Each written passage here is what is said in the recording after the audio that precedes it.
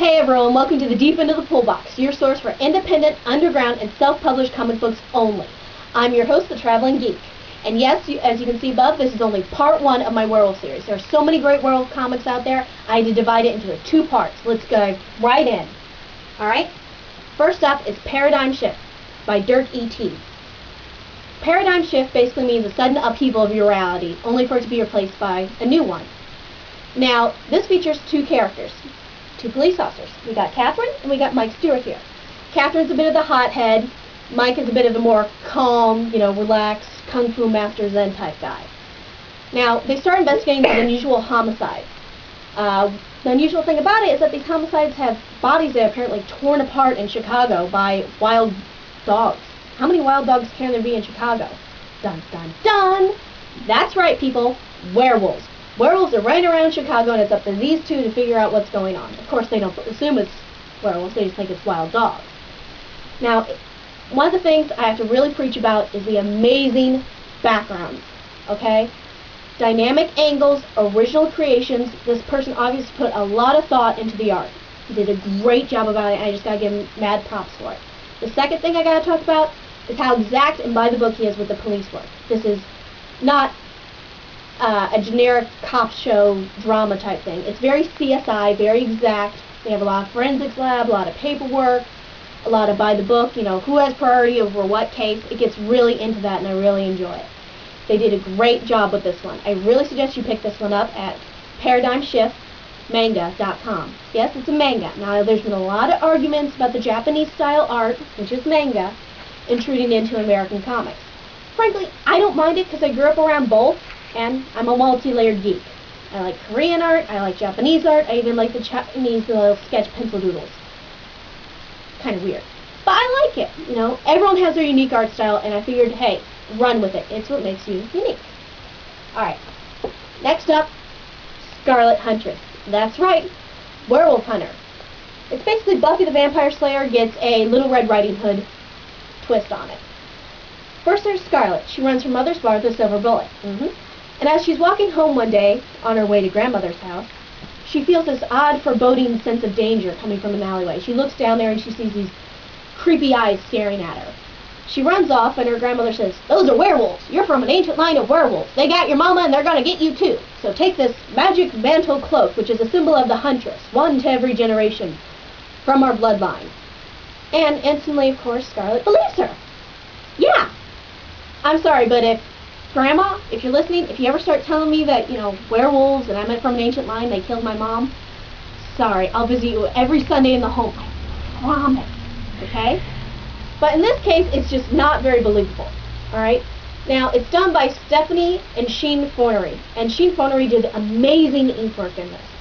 Alright? I'll give him mad props because the backgrounds are a little brick wall, brick wall, brick wall.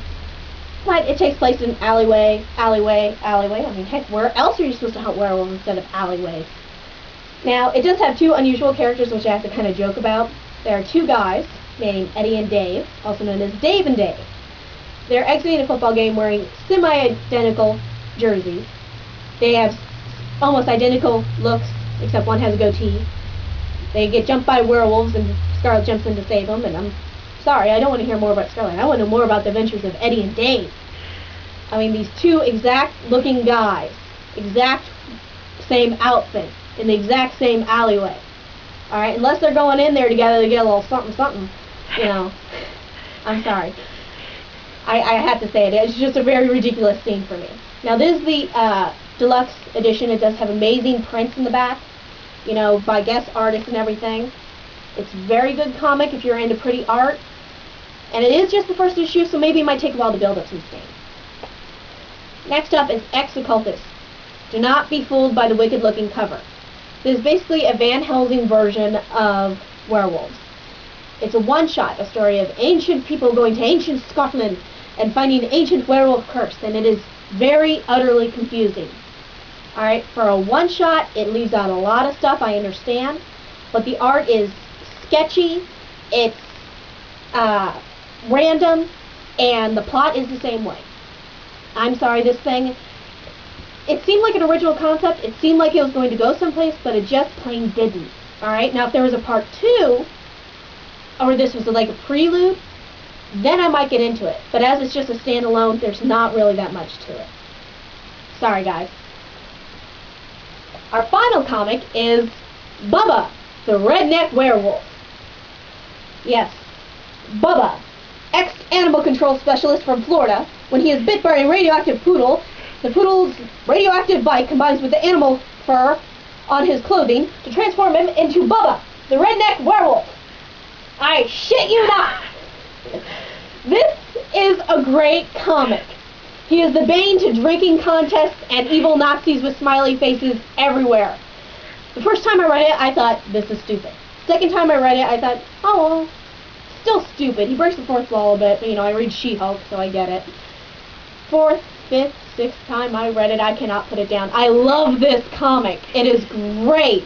It is amazing. It is from the wonderful warped mind of Mitch Hyman, and you can check out more at www.tacticsgraphics.com. Okay, here's their little logo. Here's scaredtacticsgraphics.com, and yes, it's Tactics Graphics with an X's at the end. They're edgy. This is a great comic, okay? The art is basic but well colored. The story is goofy and off the wall, and it's a great plot. Alright, this here's a one-shot. It doesn't really meant to be some great epic saga. It's meant to just be goofy as all get out. I love this comic. I'm going to pick up more. And yes, they have Bubba the Redneck Werewolf t-shirts. You should get one.